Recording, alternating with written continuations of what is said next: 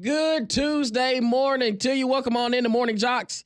JOX 94.5, Damian Mitchell alongside Conrad Van Order on this 11th day of February. And we get you set. We're just a few days away from the Iron Bowl of basketball, but both Alabama and Auburn got the midweek game. We're going to get a 1-2 matchup, barring any unforeseen circumstances. But right now, Auburn number one, Alabama number two. Depending on what poll you're looking at, it thought one point in time you thought Alabama was going to hop up to number one, but no, Auburn's still technically number one.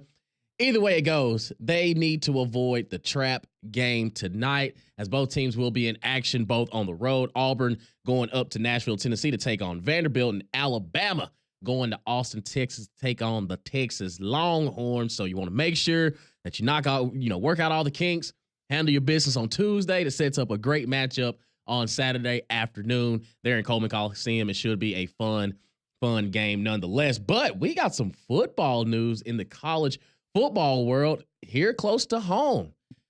How about DJ Durkin, defensive coordinator for the Auburn Tigers, signs a contract extension, making him the second highest paid assistant coach in college football.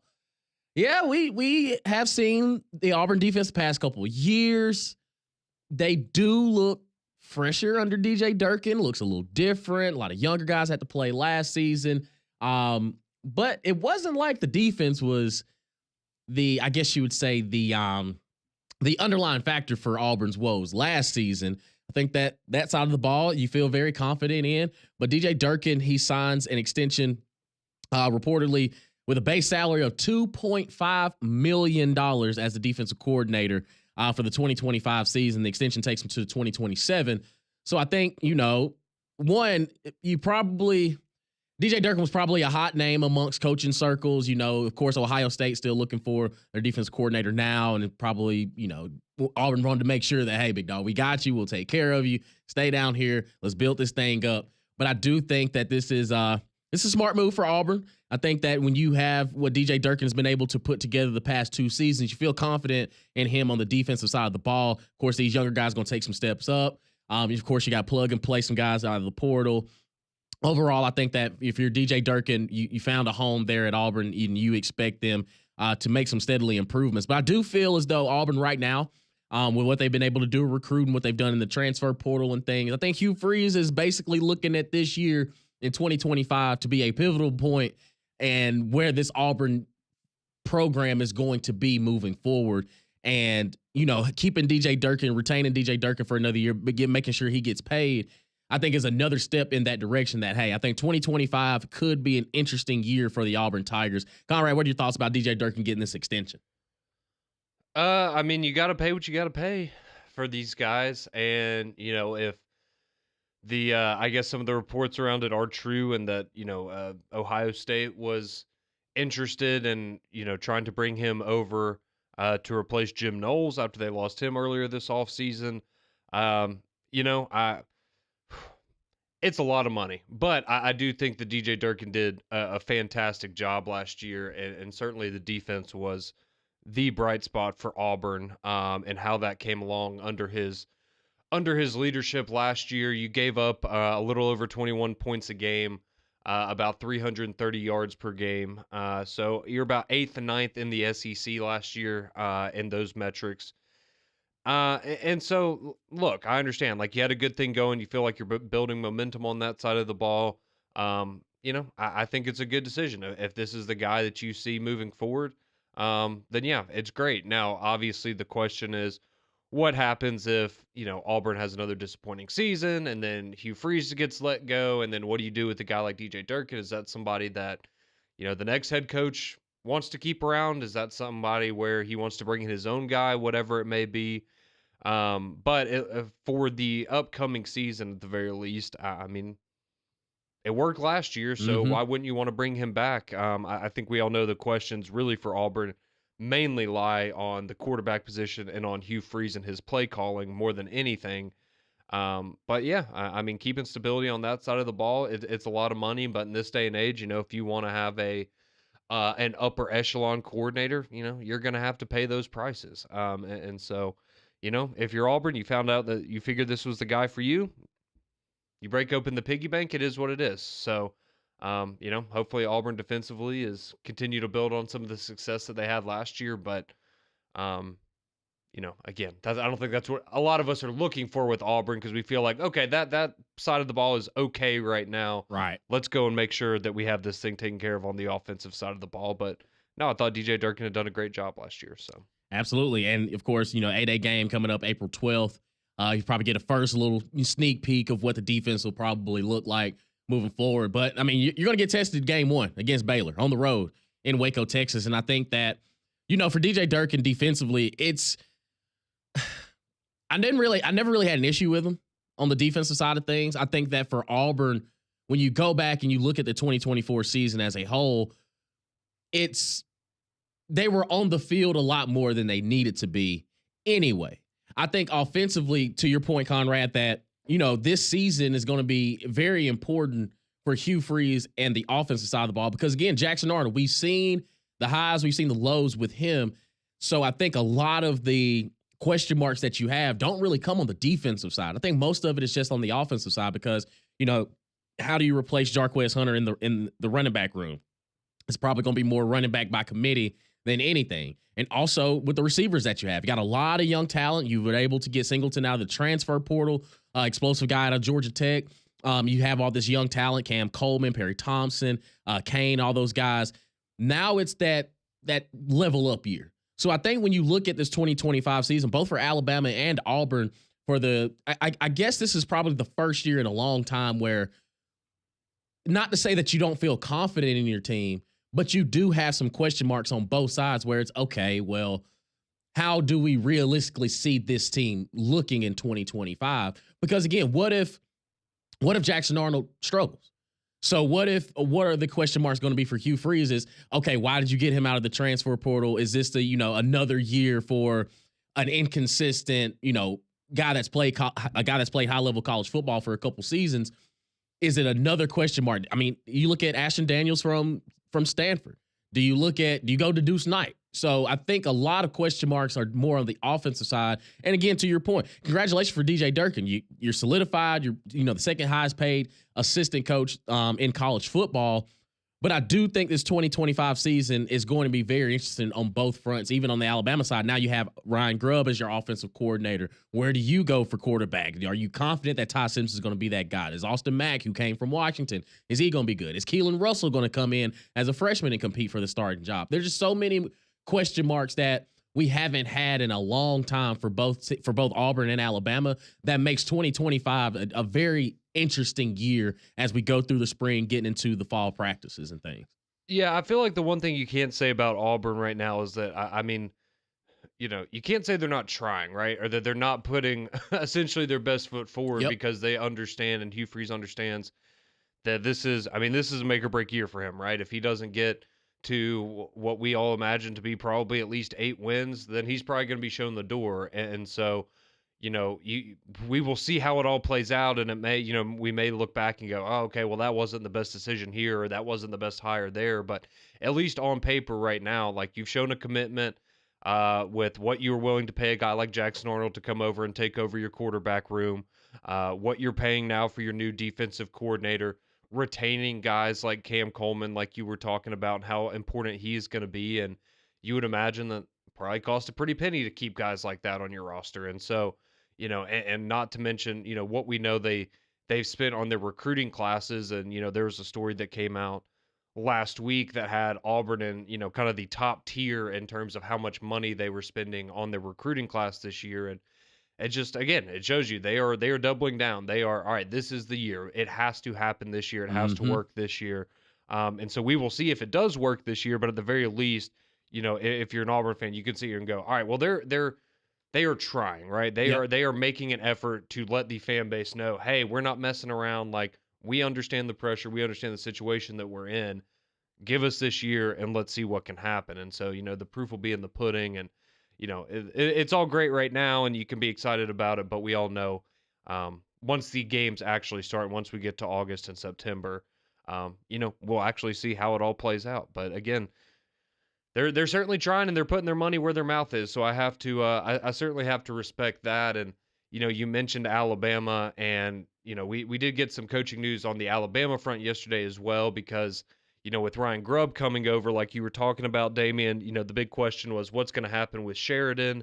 And it seemed like Nick Sheridan was going to stick around, and we didn't know if it was going to be a co-offensive coordinator situation, what exactly the dynamic was going to be. Because if you remember at Washington, Grubb was the OC and Nick Sheridan was the tight ends coach there in Washington. But yesterday it's reported that Nick Sheridan is going to stick around as the quarterbacks coach, it looks like.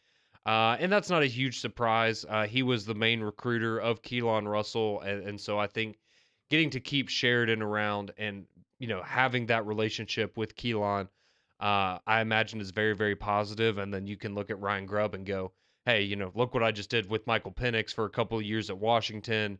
And, boom, there you go. So, good to see that they were able to keep him on staff. I think it was good to keep him there. I don't think that was a guy that you wanted to let go because, remember, this was his first year ever being an offensive coordinator. And while there are plenty of criticisms to be had about that, there are also some very bright spots as well. And, he's a young coach that just needs more experience. And so getting to keep him around and continue to learn from DeBoer and Ryan Grubb, I think will be very good for him. And obviously very good for Keelan Russell, who has a good relationship with him. So that's your news on the Alabama front. Not as exciting. Nothing about they didn't double his salary or anything like that. I think his salary is staying the same though, so that's pretty good. Okay, so yeah, less responsibility, but you still get paid rather well.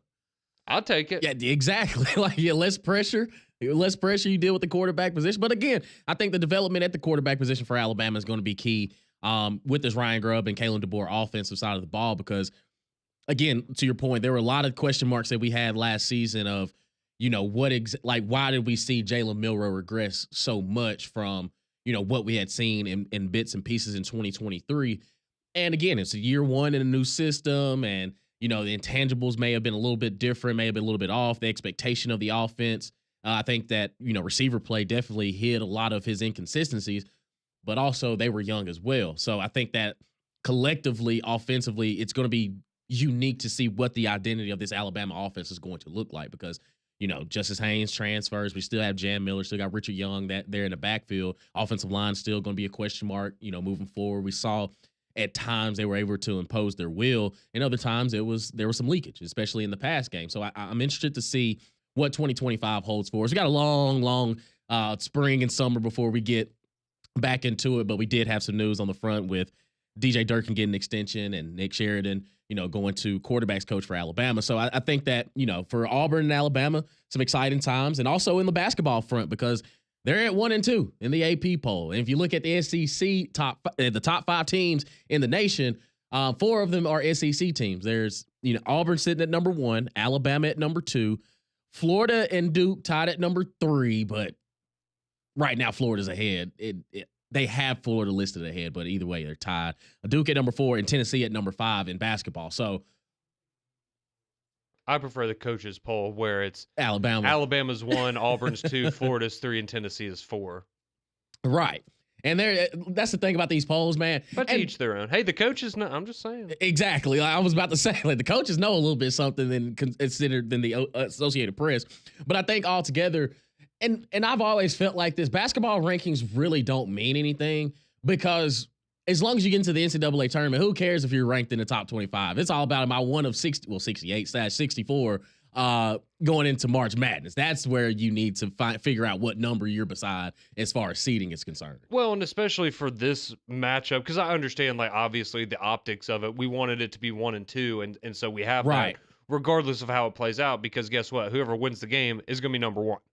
So it really doesn't matter outside of, okay, it looks good on TV to have the 1 versus 2 matchup, and then whoever wins is actually going to be number 1 next week. So, yeah, it'll be fun to see, man. But we got a little bit more time before we get to that one. Alabama and Auburn set to do battle in Coleman Coliseum on Saturday, but they have games tonight. Want to break those down? Take a sneak peek at what Auburn is going to face when they go against Vanderbilt in Nashville tonight, and also Alabama going to Texas. Want to hear from you as well. And how do you feel, if you're an Auburn fan, how do you feel about DJ Durkin being the second highest paid coach in assistant coach in college football? 205-834-9450. Even talk about the games tonight. You want to hear from you, your reaction, your text message, your calls. Always welcome here on Morning JOX. Keep it locked right here on JOX 94.5.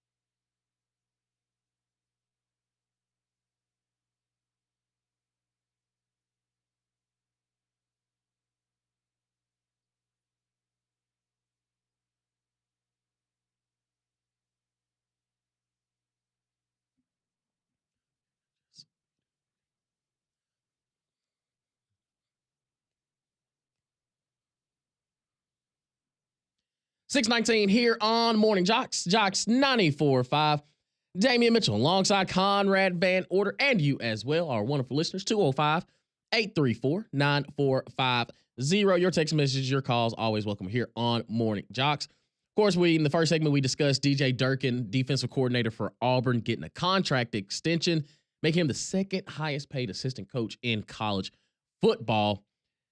And the Auburn Tigers. It seems like 2025 is the year of change. It's going to be the year that, hey, this is it. You see this is what we're getting. To Conrad's point, he talked about earlier, at least we know Auburn's trying. Like, they are trying to do whatever they can to turn this thing around, get back in good ground. I mean, you look at what they've done in the transfer portal, what they've done in recruiting as well. They're trending upward, and it seems as though 2025 is going to be a very pivotal year. But we look at the college basketball side of things, of course, with Auburn being the number one team in the nation right now, even after that tough loss to Florida. And they hit the road tonight at 6 p.m. on the SEC network to take on Vanderbilt. And the Vanderbilt team, who we've seen this year pull off some upsets. They're a team that you cannot take for granted. And we had Richard Hendricks on Mac and Cube yesterday, and he pretty much laid it out that, hey, for both Auburn and Alabama, this can be a trap game. Don't get caught looking ahead because, again, when you look at the way that Auburn plays, and I mean, you go back and you watch the Florida matchup, and I mean, for everything that Auburn did right, it felt like Florida just could not miss, especially there. They had that stretch at the end of the first half, going into the second half. The momentum it clearly showed that it was in Florida's favor.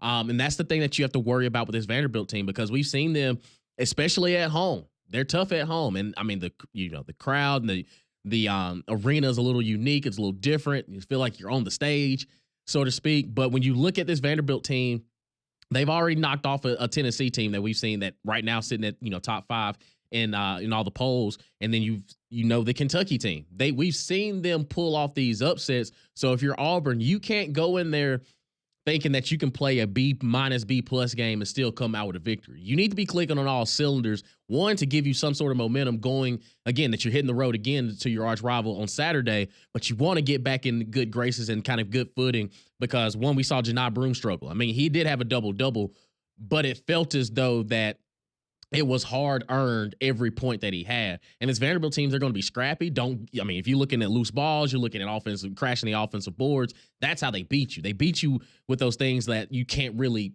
coach. It's just the hustle points that they get. And I think that for Auburn, you cannot take this Vanderbilt team lightly tonight, or you may end up with a loss heading into the Iron Bowl of basketball.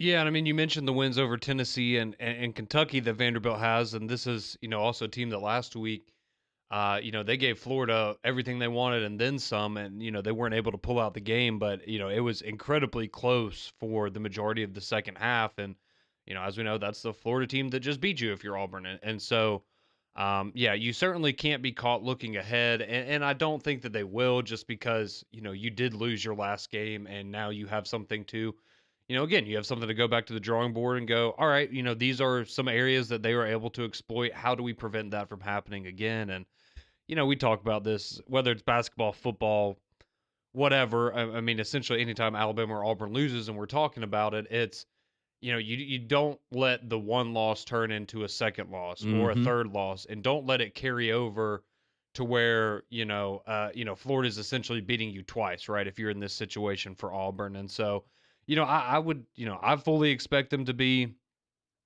reinvigorated, have a fire lit up under them, because again, sometimes you need to be reminded that you're human, right? And you can be playing at such a high level, which we still know Auburn is capable of doing. And, plus now you can look at it and go, all right, yeah, we lost a game. It is what it is. I mean, we're still number one, right? Like, it's not the end of the world. Like, everything's going to be okay as long as we don't allow it to compound into another loss against Vanderbilt, or then let that loss compound into a loss against Alabama, what have you. So, I mean, it's a tricky game. Vanderbilt's very good. They're 12-1 at home on the season. It's a very tough place to go and play. So, Auburn definitely has their work cut out for them. I know Bruce Pearl said when he was meeting with the media yesterday, I think Auburn's won 8 of the last 9 against Vanderbilt. But prior to that, Vanderbilt beat them 13 times in a row. So historically, yeah, no, I was like, Oh, I, wow. okay, yeah, I guess I hadn't Hadn't remembered thought that, of but that. okay. I was like, I'll take your word for it. You're gonna know better than I am, coach. But again, it just shows you. I mean, it's one of those places that historically for Auburn has been kind of difficult, even when they've had Bruce Pearl and they've been a good basketball program. So, yeah, you certainly can't take this one lightly, but again, Auburn is just if they just play basketball the way that they do, and that's the thing with having a bad shooting night is, sometimes you can get in a funk for a couple of games, but typically, right, if you just keep shooting, it's Yeah. going to fix itself. It's going to sort itself out. And so tonight I would expect that to be the case for Auburn. But yeah, I mean, if they're not ready, this is a Vanderbilt team that can certainly beat them. Mm-hmm. But I Without a think they're doubt. aware of that. Yeah, and I think that for Auburn, you don't want to take any opponent lightly, especially with the SEC and the way that it is. It's such a logjam, especially those middle of the pack teams. Everybody's kind of trying to find their way, find their footing as they get to the backstretch of the month of February, going into March, SEC tournament play, of course. But I think that for Vanderbilt, if they were to beat Auburn, I honestly don't think they would feel like it was an upset. It's okay, yeah, we're starting to find who we are. They expect to win these games. Exactly, Yeah. because they've done it already. They've beaten the Tennessees, they've beaten the Kentuckys, they've taken Florida to the wire. And I think that for Auburn, you have to be aware of just, to me, again, to your point, the shooting struggles, hopefully you just left that at Florida. Like you left that against Florida. And one, I think that you got to get Janai Broom started early just to get into the rhythm of the game, the flow of the game, where it doesn't feel like he's forcing everything from that point forward. And also, I think Tahad Pettiford coming off the bench, I think that he's kind of just this X factor that even when we watch this Auburn team moving forward, he's going to be a pivotal point. He's going to be a pivotal guy moving forward of just, okay, he's going to be instant offense. You know what he's going to do. He's going to hustle. He's going to bring, excitement, energy from the three-point line as well because he's able to get his shots. Also, the fact that he's left-handed. People, I think, don't really understand, or it's because you don't see many left-handers as lethal as he is with the left-handed shot, because a lot of people just tell you naturally when you play defense, kind of get him to their offhand. Well, his offhand is his right side, but he's shown that he can finish with both hands when he gets close to the rim. And he's a special talent. He's one of these guys that we haven't seen play at Auburn in a long time. Like he has a very unique skill set that I think that Bruce Pearl is starting to utilize. And I'm excited to see what he's going to be able to do for this Auburn team moving forward. Looking at Alabama, on the other hand, I think it's going to Texas. And this Texas team, I know their record isn't as good as what they expect it to be, but I do think that they play tough all the time. Like it never really feels like people go into Austin and just absolutely blow them out. Like you feel, okay, like, man, this Texas team, they're good. It's just they're missing a few pieces. I think they're missing a true veteran presence and a veteran scorer. They're banking on a lot of young guys to go out there and, pretty much win them the ball game. And I think for Alabama, one thing they have to do is maintain leads.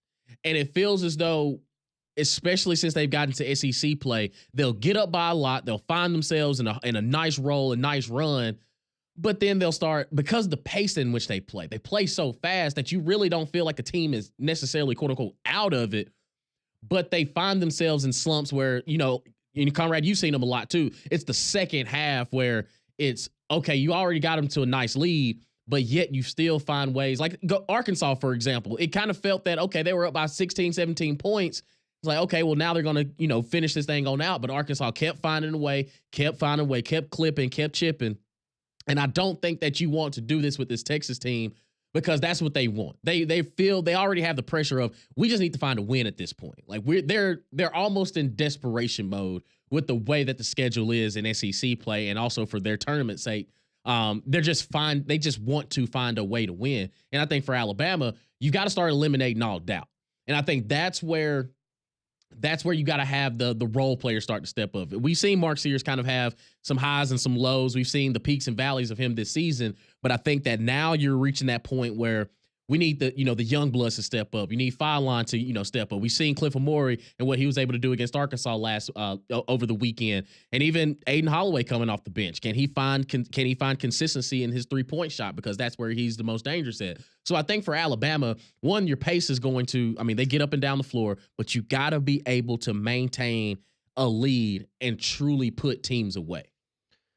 Yeah, and that on top of the turnover problem is something that needs to be addressed because that kind of reared its ugly head at times, in the first half against Arkansas and then the last 5 minutes or so in crunch time. And you're going up against, this is a Texas team. They have the leading scorer in the SEC, Mm-hmm. in Trey Johnson. So, you have Trey Johnson, Janai Broom, and Mark Sears. Those are your top three scorers in the SEC. So, Texas can load it up when they're feeling it. And if you're Alabama, again, you feel good about any matchup you go into where, at least offensively speaking, that you're going to be able to keep up. And if you were to get into a track meet, that's kind of the game you're used to playing. But again, I just think at this point, for Alabama to be where they are, to be ranked number 2 in the AP poll and number 1 in the coaches poll, and I still just feel like they have more warts than in Auburn, obviously. But just watching them play in the way that they win some of these games, and it's just very odd almost because when you watch Auburn, I feel like typically you don't get as many turnovers. They just don't play quite as sloppy as Alabama. It feels like Mm-hmm. Alabama does at times, but then Alabama kind of balances that out where they might have 5 minutes where they look terrible, and then they're going to have the next 5 minutes where they look unbeatable, right? And so it's just kind of this weird wish wash of. I don't know. It's like you just want more consistency, right? And I think that's probably for Nate Oates. That's something that he preaches is, all right, it's great that we can go on these runs and have these offensive outbursts, but we can't have these situations like at the end of the Arkansas game where Mm-hmm. you're scoring essentially 2 points in a 4 minute stretch in crunch time in a close game on the road. Like you can't have that, especially when your bread and butter is offense. And so now, this is a game for Alabama where they traveled to Fayetteville late last week. They didn't come back to Tuscaloosa, so they've been on the road for a little while now. They spent the weekend in Austin, and so now you've had some time to get acclimated there. And is that something? Are the guys tired? You're kind of ready to get back home. And again, similar to what we were talking about with Auburn, you just can't be caught looking ahead to Saturday. And so this is a Texas team that you should absolutely be able to handle. We saw Vanderbilt take care of business against them this past weekend. And so if you're Alabama, you are certainly the better team going into this game. But again, you're going on the road. We saw Auburn early in SEC play go to Austin and win that game by 5 in a very close game. And, I'm not going to be surprised if, Alabama's in yet another close game. It's just how do you handle those situations down the stretch like you were talking about, Damian? Because, you know, to do that against Arkansas and be able to hold on was great, right? It's a win. You're happy with that. But those are the kinds of games and those are the kinds of things that if that happens in an SEC tournament or March Madness, you can find yourself going home pretty quickly. Yep. And so you have to find a way to kind of nip that in the bud. And they have an opportunity to show that they've learned something over the last couple of days tonight. But yeah, I think the big theme for both Alabama and Auburn is just don't get caught looking ahead to Saturday because both of these teams are more than capable of beating you, especially going on the road. So it'll be good to watch. A lot of exciting matchups tonight. But you also have Tennessee and Kentucky. That's going to Mm-hmm. be a great game. You got Missouri and Mississippi State. So you got Florida and Mississippi State. And so you've got two top 25 matchups going on. Of course, you have 3 of them at 6 o'clock. That's the one thing that drives Yeah. me Yes. crazy. Is so fortunately, it's not Alabama and Auburn. Auburn's playing at 6. Alabama's playing at 8. So you'll be able to watch those back to back. But you've got at 6 o'clock, you have the Auburn and Vanderbilt game. You have Tennessee and Kentucky, and you have Florida and Mississippi State. Like, can we Come on, not have spread them out a little yeah, bit? right. Come on, SEC. We can find a way. And also going at 8 o'clock, Texas A&M welcomes the Georgia Bulldogs. How about Texas A&M sitting at the number 8 spot in the AP poll? Mm-hmm. Buzz Williams. I feel like you don't have to write a dissertation of why your team should be in the NCAA tournament this year. You should be fine. We won't have to worry about homework assignment moving forward. 205-834-9450. Want to get your reaction. Just want to discuss the games tonight with Alabama and Auburn, both hitting the road and getting set for the Iron Bowl of basketball on Saturday. But also want to take a look at our brothers and sister there at 3-Man Front. They had a top 25 coaches poll in college football that I want to discuss with my brother Conrad because there's some name. I think there's a name that they missed out, and also some people that it should be ranked a little bit higher. We'll do that and more. Keep it locked right here on Morning JOX and JOX 94.5.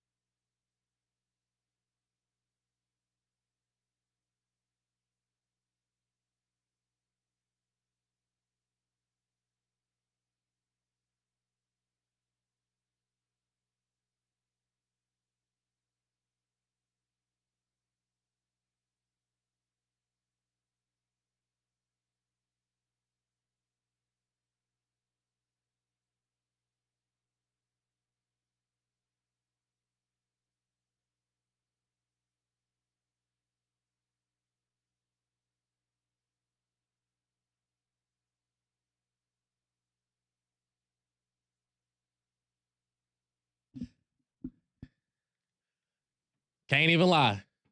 Can't even lie to you. Whenever I hear this song, it's an automatic turn up. It's an automatic turn up. You can't help but be in a good mood when you hear this song. No matter what situation. You can be working out. This is psych out, get you pumped up, get the blood flowing. And it's a great way to start your morning. Welcome back into Morning JOX. JOX 94.5, Damian Mitchell, Conrad Van Order. And I also know that's the Killers.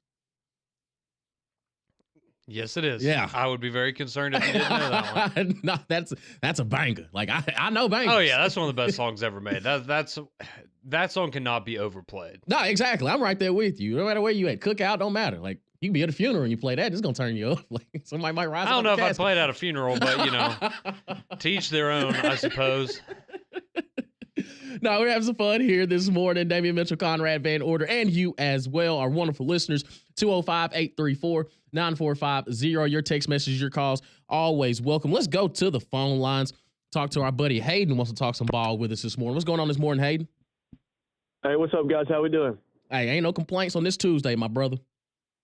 There you go, man. I hear you, brother. I wanted to talk a little bit about Creighton. I know Creighton played Alabama earlier this year. I just wanted to see if y'all thought that they were a little bit of a threat. I know they kind of get hot around this time of year. They always seem to cool off in late December, then start to get hot again toward February. I was wondering if you saw them as a threat at all in the tournament, or maybe even possibly to the Big East tournament. Because I know St. John's is hot right now. I'm trying to think. Didn't they beat who did they beat over the weekend? They beat Marquette. Right, I was about to say. 10. Yeah, I was about to say. I feel like they beat somebody pretty notable over the weekend. I ain't gonna lie. Like since the Alabama game, I haven't really paid much attention to Creighton, but I know the Big East now with UConn. I mean, UConn has hit an absolute just downfall. But again, you still got to recognize that they do their damage in the NCAA tournament time. But it is unique to see where UConn. I mean, they have UConn tonight, so I'm interested to see what Creighton does with them. But also, I mean, if you beat them, the name still holds weight, no matter how you slice it up. And I think, for years, the Big East had been just a mecca of college basketball. But now with the SEC and the resurgence that we've had down here this past season, I haven't really paid too much attention to Creighton since the Alabama game. But I think for the most part, if they find themselves in a tournament, they're usually one of those teams that can cause some turmoil moving forward. Yeah, and I mean, they have Kalkbrenner, who's averaging 19 points a game. I mean, he's one of the best players in the country. But yeah, I mean, you said, they're playing UConn tonight. They're going to play St. John's this weekend. So, you go Marquette, UConn, St. John's, and that's kind of I guess the top four teams in the Big East and the teams that you would look at as the biggest threats. And so, based on how they navigate through this, I'll say this: St. John's and Rick Pitino, hey, they're pretty good, especially defensively. They're nasty. So that's Pitino is very honest. Yes, yes, he is. He is very honest. Yeah, I mean, I would still look at St. John's right now as they're kind of the biggest threat in my opinion out of the Big East. But no, I mean Creighton. Look, they're going to be. We know how those teams operate, right? They're going to shoot a lot of threes. They're going to do a pretty good job of shooting.